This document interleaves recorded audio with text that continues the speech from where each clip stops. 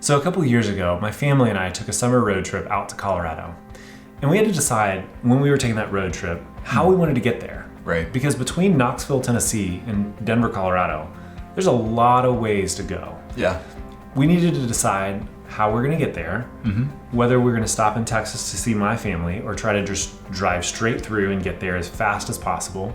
We needed to see if there were sites along the ways that we wanted to see, maybe extra stops, because at the time my kids were a little bit younger and bathroom breaks took a little bit longer. Yeah. So, as we think about a destination, where we're headed and how we're going to get there, there's a lot of ways to get there on a road trip. Similarly, when we think about saving, there's a lot of different ways that we can save money. There's a lot of different accounts that we can save into.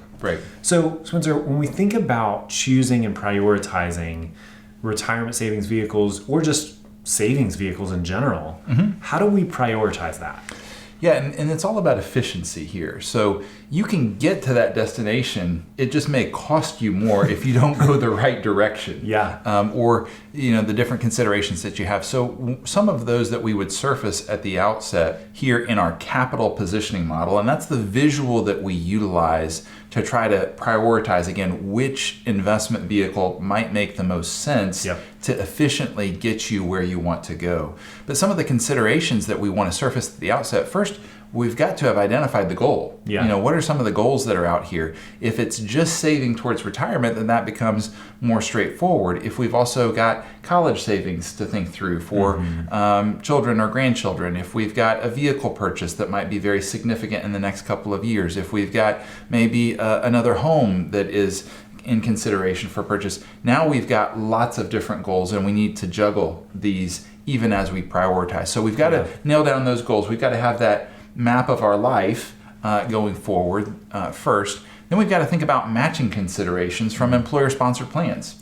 Free money is great. We want to sign up for that while we can. We want to think about tax considerations, obviously. That's part of this efficiency equation of how do we get there in the best possible way. We also want to think about limitations in these savings vehicles, because some of them, if they're an employer-sponsored plan or they're a qualified plan, we want to make sure that we don't put too much money in there that then we have to withdraw later on with some penalties and different elements there. And then there's also investment considerations, because for an employer-sponsored plan, sometimes the investments are limited. Sometimes they're also higher cost. And so we've got to factor in that as we think about how we utilize these different vehicles to get to that end goal. I want to share with you another one of these governing visuals that we have as we work with clients to talk about what they do to save for the future.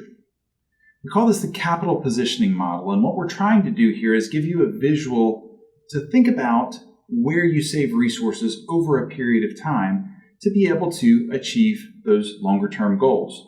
Now, what I've drawn up here is that you can see income, of course, comes into your bank or credit union account. You have things that you utilize that income for. You have living expenses. You have things that you want to do in terms of giving, taxes that you may owe. You may have debt that you owe. There's things that you use that income for.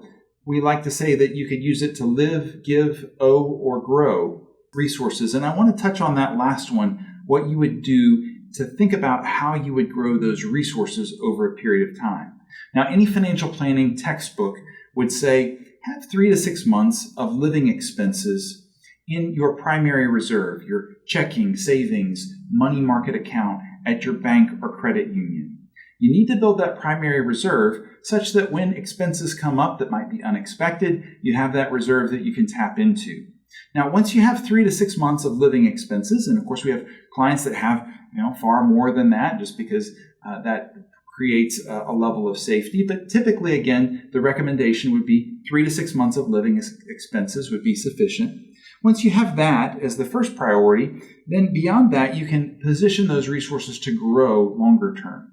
And so after we have that primary reserve, the first place that we would look at is, do you have capability to put resources into a retirement account that would give you a match from your employer? There's nothing like free money. And oftentimes, if you put in 3 to 6% of your salary, Your employer will match that, either a full match, dollar for dollar, or they may match that, 50 cents on the dollar. But we want to encourage you to get that free money, if at all possible. Now, there could be a circumstance where you say, well, I'm only going to be there for a few more months, and I won't be able to see those resources vest. There are circumstances where that may not be the first step, but they're very few and far between. Typically, we look at that retirement match as free money, as the best opportunity to invest for the long term. Second piece, and this is not available to all folks, it depends on your health insurance, but if your health insurance is HSA eligible, that is, it can have a health savings account with it, that health savings account contribution can be an incredible value. There's a triple tax benefit to it. So you get a tax write-off when you put those resources in. So if you make a health savings account contribution of $4,000 in a particular year, that $4,000 is deductible on your tax return.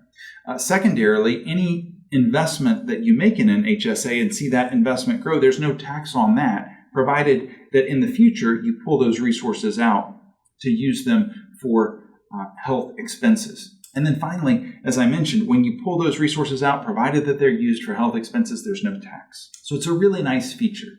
After you make a contribution to your health savings account, then we've got to think a little bit more deeply about two things. First, your goals, and second, where you sit in terms of taxes now versus where you may be in the future. First, your goals.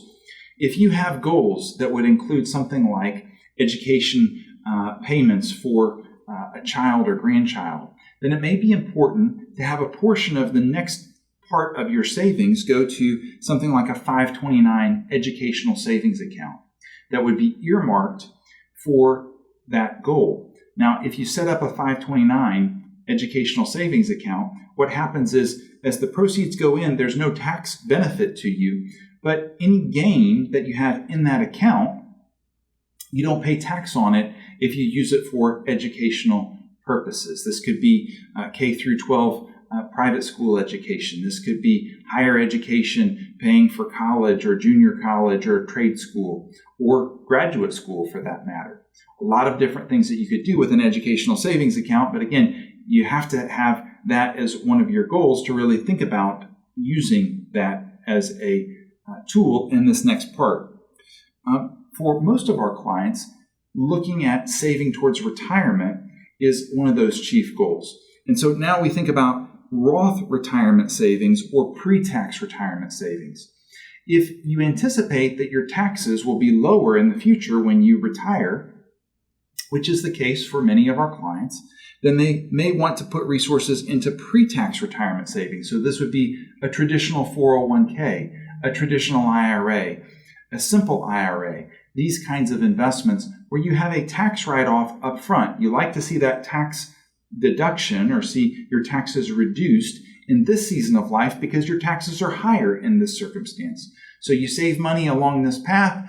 When you pull the resources out down the road, your taxes may be at a lower level, which would be advantageous to you. If we think about a situation where your taxes may be higher in the future, which is the case for some of our clients, particularly if you are early career and maybe you're saving towards retirement, but you think that you may have higher taxes down the road because of the deficit that our government has, then going ahead and paying up front for those retirement savings, not getting any kind of tax benefit up front, saving into either a Roth IRA or Roth 401k may be a better path. If you save resources in that line, then when you pull the resources out many years down the road, hopefully after there have been some significant gains, there would be no tax provided, again, that you pull those resources out within the guidelines that are allowable, typically having to wait till at least age 59 and a half. Now, in these two buckets, there are limits, and some of them are limits based on what your employer will allow you to contribute. There may be a percentage that you're allowed to contribute. The federal government also has limits that you can contribute, and of course, the employer may have a match there. We typically find that if you're maxing out the benefits in terms of savings towards an employer-sponsored plan, that you're saving at a very nice clip, at a fast rate. Now, for some of our clients who do consulting, they have the capacity to save at even a higher rate through a defined benefit plan or through a solo 401k. And that's something that you could certainly ask us about, because we do include that in a financial planning. If we've moved all the way down and we've gotten a retirement match, we've seen savings towards a health savings account, we've filled up these different buckets for retirement savings and educational savings. Oftentimes, we get to a point, if clients say, okay, well, where can I continue to save, that we want to pause an extra beat there and say, why are you saving additionally? Does this line up with that future long-term goal? Or if we come back to those goals, those objectives that you have, does it make sense to really look at living and giving in this season? There are times that we find that clients are saving too much relative to the goals and objectives that they have. So we want to pause. If we filled up all of these buckets up here, we want to pause and say, okay, what's the purpose of this savings? Now, it may be that you're trying to care for a loved one who may be disabled, and you want to set aside resources that would go into a trust. You may have a particular home that you're saving towards down the road that will require some extra savings. There may be other goals and objectives that you have, and in that case, we would need to set up a non-qualified account, which would have no real tax benefit to it. You would pay tax on the interest or the dividends or the capital gains on an annual basis. Of course, those accounts can be set up and you can contribute to those. You can put resources into those, and there's no limits on those. There's also no real tax benefit to those kinds of accounts. As well, you could set up trusts for use of resources in the future, and we would walk you through that, just again making sure that we line up your investments and those savings so that you're achieving those goals that you have for the future. So Spencer, there's a lot going on there. Yeah. A lot of different ways that we can save. Yeah. What are maybe the next steps that we can take? Well, I think we come back to it, but everything that we gave there in that capital positioning model, take with a grain of salt, because it's all going to be specific to a client's circumstances. Yep. So with the number of moving parts there, don't take any of that as prescriptive, but just as an overall view of how we may walk through that process. Right. Now, one of the things that's most helpful is to grab all of the information from any employer-sponsored plans that you have. So an account statement that has the investment options, how you've invested there over time, and then also the summary plan description, reaching out usually to someone in the benefits or the HR department that might be through your employer and asking for that summary plan description, because that will also provide some outline of how the plan is used and some different features within the plan that would be helpful to know as we walk through financial planning with you. Great. Well, thanks so much for watching, and we will see you soon. This content was provided by Retirement Planning Services. We're in Knoxville, Tennessee, and you can visit our website at www.seriousretirement.com. The information in this recording is intended for general educational and informational purposes only and should not be construed as investment advisory, financial planning, legal, tax, or other professional advice based on your specific situation. Please consult with your professional advisor before taking any action based on its contents.